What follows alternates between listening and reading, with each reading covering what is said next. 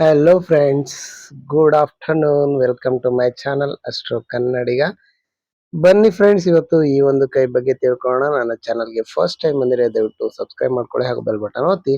ಯಾಕಂದ್ರೆ ನಾನು ಮಾಡುವಂತ ವಿಡಿಯೋದ ಎಲ್ಲ ಅಪ್ಡೇಟ್ಸ್ ನಿಮಗೆ ತಲುಪುತ್ತೆ. ಎಲ್ಲರಿಗಿಂತ ಮುಂಚೆ ವಿಡಿಯೋ ನೋಡುವ ಅಂತ ತಿಳಿಸ್ತಾ ಈ ಒಂದು ವಿಡಿಯೋನ ಶುರು ಮಾಡೋಣ. ಬನ್ನಿ ಫ್ರೆಂಡ್ಸ್.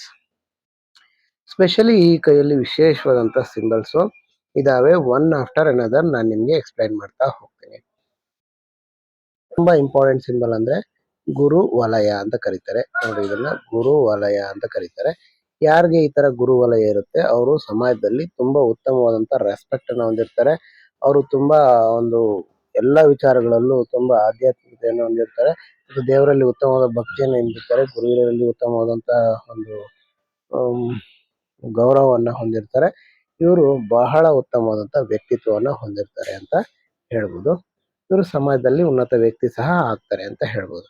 ನೆಕ್ಸ್ಟ್ ಬಂದು ನೋಡಿ, ಇನ್ನು ಮುಖ್ಯ ವಿಚಾರಗಳೇನಪ್ಪ ಅಂದ್ರೆ, ನೋಡಿ ಇಲ್ಲಿ ಒಂದು ಲೈನ್, ಈ ಒಂದು ಲೈನ್ ಒಂದು ವರ್ಟಿಕಲ್ ಲೈನ್ ಇರೋದನ್ನ ಕಾಣಿಸುತ್ತೆ. ನೋಡಿ, ಇಲ್ಲಿನೂ ಅಷ್ಟೇ ಜೀವನ ರೇಖೆಯಿಂದ ನೇರವಾಗಿ ಒಂದು ಗುರು ಪರ್ವತದ ಕಡೆ ಇದನ್ನ ಪ್ರೋಗ್ರೆಸ್ ಲೈನ್ ಅಂತ ಕರೀತಾರೆ.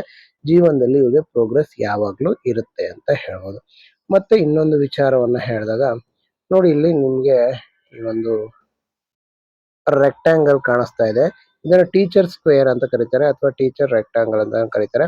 ಸೊ ಹೀಗಿದ್ದಾಗ ವ್ಯಕ್ತಿ ಒಂದು ಬೇರೆಯವರು ಇವರ ಒಂದು ಮಾರ್ಗದರ್ಶನವನ್ನ ಪಡಿತಾರೆ. ಅಂದ್ರೆ ಇವರು ತುಂಬಾ ಚೆನ್ನಾಗಿ ಗೈಡ್ ಮಾಡ್ತಾರೆ ವ್ಯಕ್ತಿಗಳನ್ನ. ತುಂಬಾ ಚೆನ್ನಾಗಿ ಎಲ್ಲಿ ಯಾವ ವಿಧಾನದಲ್ಲಿ ಹೇಗ್ ಮಾಡಿದ್ರೆ ಉತ್ತಮವಾದಂತ ಪ್ರಗತಿ ಕಾಣಿಸುತ್ತೆ ಅಂತ ಇವರು ತಿಳಿ ಹೇಳ್ತಾರೆ ಅಂತ ಹೇಳ್ಬೋದು.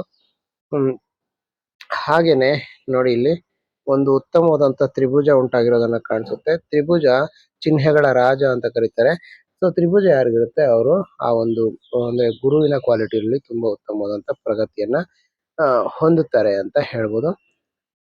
ನೋಡಿ, ಇಲ್ಲಿ ಈ ಒಂದು ಭಾಗದಲ್ಲಿ ನಿಮ್ಗೆ ಒಂದು ಫಿಶ್ ಸಿಂಬಲ್ ಇರೋದನ್ನ ಕಾಣಿಸುತ್ತೆ.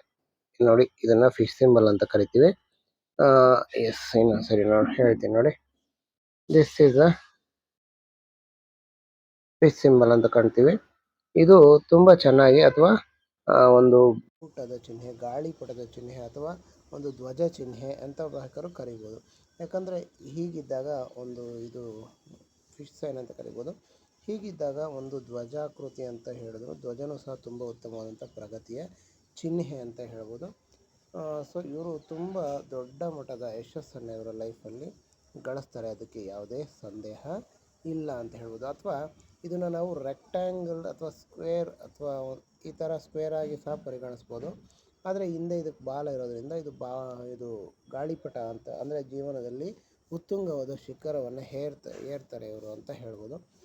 ಸೊ ನೆಕ್ಸ್ಟ್ ಬಂದು ನೋಡಿ, ಭಾಗ್ಯರೇಖೆ ಇವರಿಗೆ ಬಹಳ ಸೊಗಸಾಗಿರುವಂಥ ಭಾಗ್ಯರೇಖೆ ಇರೋದನ್ನು ಕಾಣಿಸುತ್ತೆ. ನೋಡಿ, ಇಲ್ಲಿಂದ ಭಾಗ್ಯರೇಖೆ ಶುರುವಾಗಿದೆ. ಅಂದರೆ ಕೇತು ಪರ್ವತದಿಂದ ಭಾಗ್ಯರೇಖೆ ಶುರುವಾಗಿ ನೇರವಾಗಿ ಶನಿ ಪರ್ವತವನ್ನು ತಲುಪಿರೋದನ್ನು ಕಾಣಿಸುತ್ತೆ. ಇದರ ಅರ್ಥ ಇವರು ಹುಟ್ಟಿದಾಗಿನಿಂದಲೂ ಇವರು ಶ್ರೀಮಂತಿಕೆಯಲ್ಲೇ ಹುಟ್ಟಿದ್ದಾರೆ. ಉತ್ತಮ ರೀತಿಯಲ್ಲಿ ಒಳ್ಳೆಯ ಅನುಕೂಲಸ್ಥರ ಫ್ಯಾಮಿಲಿಯಲ್ಲಿ ಹುಟ್ಟಿರ್ತಾರೆ. ಇವರ ಜೀವನದಲ್ಲಿ ಒಂದು ಗುರಿ ಇರುತ್ತೆ. ಆ ಗುರಿಯನ್ನು ಅದ್ಭುತ ರೀತಿಯಲ್ಲಿ ಇವರು ಮಾಡ್ತಾರೆ. ಮತ್ತು ಹಣಕಾಸಿಗೆ ಇವರಿಗೆ ಅಂಥ ಸಮಸ್ಯೆ ಏನು ಇರೋದಿಲ್ಲ.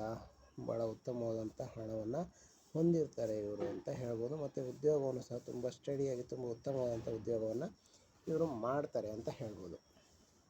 ಸೂರ್ಯ ಪರ್ವದಲ್ಲಿ ನೋಡಿ, ಇಲ್ಲಿ ನಮಗೆ ನೋಡಿ ಹೀಗೆ ಹೀಗೆ ಹೀಗೆ ಹೀಗೆ ಒಂದು ಸ್ಟಾರ್ ಸಿಂಬಲ್ ಇರೋದನ್ನು ಕಾಣಿಸುತ್ತೆ. ಅಂದರೆ ಈ ಥರ ಸ್ಟಾರ್ ಇದ್ದಾಗ ವ್ಯಕ್ತಿ ತುಂಬ ದೊಡ್ಡ ಮಟ್ಟದ ಯಶಸ್ಸನ್ನು, ಒಂದು ಜನಪ್ರಿಯತೆಯನ್ನು ಗಳಿಸ್ತಾರೆ ಅಂತ ಹೇಳ್ಬೋದು. ಮುಖ್ಯ ವಿಚಾರ ಏನಪ್ಪ ಅಂದರೆ ನೋಡಿ, ಯಾರಿಗೆ ಮಂಗಳ ಪರ್ವದಿಂದ ಇಲ್ಲಿಂದ ಮಂಗಳ ಪರ್ವದಿಂದ ನೇರವಾದ ರೇಖೆ ಬಂದು ಇದನ್ನು ಪೂರ್ವ ಪುಣ್ಯ ರೇಖೆ ಅಂತಾರೆ. ಇದು ತುಂಬ ಉತ್ತಮ ರೀತಿಯಲ್ಲಿ ಕಾರ್ಯನಿರ್ವಹಿಸುತ್ತೆ. ಇವರ ಪೂರ್ವದಲ್ಲಿ ಮಾಡಿದಂಥ ಪುಣ್ಯ ಈ ಜೀವನದಲ್ಲಿ ಅನುಭವಿಸ್ತಾರೆ ಅಂತ ಹೇಳ್ಬೋದು ಫ್ರೆಂಡ್ಸ್. ನೆಕ್ಸ್ಟ್ ವಿಚಾರ ಹೇಳ್ಬೇಕಂದ್ರೆ ನೋಡಿ, ಮನಿ ಟ್ರಯಾಂಗಲ್ ತುಂಬ ಸೊಗಸಾಗಿ ಮೂಡಿ ಬಂದಿರೋದನ್ನು ಕಾಣಿಸುತ್ತೆ. ಸೊ ಮನಿ ಟ್ರಯಾಂಗಲ್ ತುಂಬ ಉತ್ತಮ ರೀತಿಯಲ್ಲಿರೋದನ್ನು ಕಾಣಿಸುತ್ತೆ. ಹಾಗಾಗಿ ಹಣಕಾಸಿನ ವಿಚಾರದಲ್ಲಿ ತುಂಬ ಅದೃಷ್ಟಶಾಲಿಯಾಗಿರ್ತಾರೆ ಇವರು. ಎಷ್ಟೇ ಹಣವನ್ನು ಗಳಿಸಿದ್ರು ಸಹ ಅದರಲ್ಲಿ ಉಳಿಕೆ ಮಾಡುವಂಥ ಮನೋಭಾವ ಇರುತ್ತೆ. ಎಷ್ಟೋ ಜನಗಳಿಗೆ ಈ ಒಂದು ಟ್ರಯಾಂಗಲ್ ಇದ್ದರೆ ಕೋಟ್ಯಾಧಿಪತಿ ಆಗ್ತಾರೆ ಅಂತ ಹೇಳ್ತಾರೆ. ನಾನು ಕೋಟ್ಯಾಧಿಪತಿ ಆಗ್ತಾರ ಇಲ್ವ ಅಂತ ಹೇಳೋದಿಲ್ಲ, ಬಟ್ ಹಣ ಇವರ ಕೈಯಲ್ಲಿ ಯಾವಾಗಲೂ ಇರುತ್ತೆ. ಇವರು ಯಾಕಂದರೆ ದುಡಿಮೆಯಲ್ಲಿ ಗಳಿಸಿದಂಥ ಹಣವನ್ನು ಉಳಿಸುವಂಥ ಅಭ್ಯಾಸ ಹೊಂದಿರ್ತಾರೆ. ಸೊ ಹಂಗಾಗಿ ಹನಿ ಹನಿ ಗೂಡಿದ್ರೆ ಹಳ್ಳ ಅಂತ ಹೇಳ್ತಾರಲ್ಲ, ಆ ಥರ ತುಂಬ ಹಣವನ್ನು ಇವರು ಉಳಿಸ್ತಾರೆ ಅಂತ ಹೇಳ್ಬೋದು ಫ್ರೆಂಡ್ಸ್. ಒಂದು ಕೇತು ಪರ್ವದಲ್ಲಿ ಒಂದು ಅದ್ಭುತ ರೀತಿಯ ಮೀನಿನ ಚಿಹ್ನೆ ಇರೋದನ್ನು ಕಾಣಿಸುತ್ತೆ. ಇದು ಸಹ ಇವರು ಆಧ್ಯಾತ್ಮಿಕದಲ್ಲಿ ಎಷ್ಟು ಒಲವನ್ನು ಹೊಂದಿದ್ದಾರೆ ಅಂತ ಹೇಳ್ಬೋದು. ಜೊತೆಗೆ ಇದು ಭಾಗ್ಯರೇಖೆಗೆ ಹೊಂದಿಕೊಂಡಂತೆ ಇರುವಂಥ ಒಂದು ಫಿಶ್ ಸಿಂಬಲು. ಸೊ ಹಾಗಾಗಿ ಇವರು ತುಂಬ ಇವರ ಫ್ಯಾಮಿಲಿ ತುಂಬ ರಿಚ್ ಆಗಿರ್ತಾರೆ. ಇವ್ರ ಲೈಫು ತುಂಬ ಸೊಗಸಾದಂಥ ಒಂದು ಫ್ಯಾಮಿಲಿನಲ್ಲಿ ಇವರು ಜನಿಸಿರ್ತಾರೆ ಅಂತ ಹೇಳ್ಬೋದು.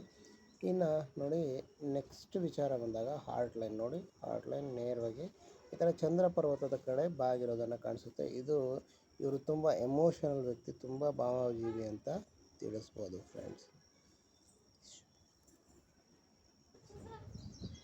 ಇಲ್ಲಿ ನೋಡಿ ಜೀವನ ರೇಖೆ ನೋಡಿ, ಎಷ್ಟು ಸುಂದರವಾದಂಥ ಒಂದು ರೇಖೆ, ಯಾವುದೇ ಒಂದು ಡಿಫೆಕ್ಟ್ ಇಲ್ಲ. ಹಾಗಾಗಿ ಇವರು ಸುಂದರವಾದ ಜೀವನ ಇವ್ರದ್ದಾಗಿರುತ್ತೆ ಅಂತ ಹೇಳ್ಬೋದು.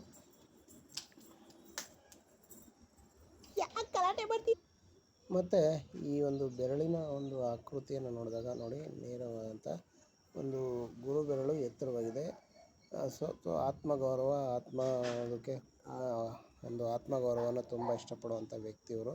ಮತ್ತು ಬೆರಳಿನ ತುದಿ ಚೂಪಾಗಿರೋದನ್ನು ಕಾಣಿಸುತ್ತೆ. ಅಂದರೆ ತುಂಬ ಒಂದು ಭಾವಜೀವಿ, ತುಂಬ ಕ್ರಿಯಾಶೀಲ ವ್ಯಕ್ತಿಯವರು. ಒಂದು ಕ್ರಿಯೇಟಿವಿಟಿ ಚೆನ್ನಾಗಿರುತ್ತೆ. ಅಂದರೆ ಬುಕ್ಗಳನ್ನು ಬರೆಯೋದು ಅಥವಾ ಕಾದಂಬರಿಗಳನ್ನು ಬರೆಯೋದು, ಕಾದಂಬರಿಯನ್ನು ಓದೋದು, ಈ ಥರ ಒಂದು ತುಂಬ ಉತ್ತಮವಾದಂಥ ಅಭ್ಯಾಸ ಇವ್ರಿಗೆ ಇರೋದನ್ನು ಕಾಣಿಸುತ್ತೆ ಫ್ರೆಂಡ್ಸ್. ಮತ್ತು ಶುಕ್ರ ಪರ್ವತದ ಬಗ್ಗೆ ಮಾತಾಡೋದಾದರೆ ನೋಡಿ, ಇದು ಶುಕ್ರ ಪರ್ವತ. ಇದು ತುಂಬ ಸೊಗಸಾಗಿದೆ. ತುಂಬ ಒಂದು ಉತ್ತಮ ರೀತಿಯ ಫ್ಯಾಮಿಲಿ ಲೈಫನ್ನು ಇವರು ಅನುಭವಿಸ್ತಾರೆ ಅಂತ ಹೇಳ್ಬೋದು. ತುಂಬ ಒಂದು ಲಕ್ಸುರಿ ಲೈಫನ್ನು ಸಹ ಇವರು ಅನುಭವಿಸ್ತಾರೆ.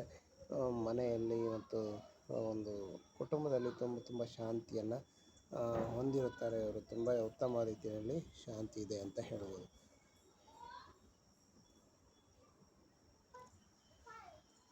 ಮತ್ತು ಇನ್ನೊಂದು ವಿಚಾರ ಏನಂದರೆ, ಇವರ ಒಂದು ಈ ಲೈನು ಟ್ರಾವೆಲನ್ನು ತೋರಿಸುತ್ತೆ.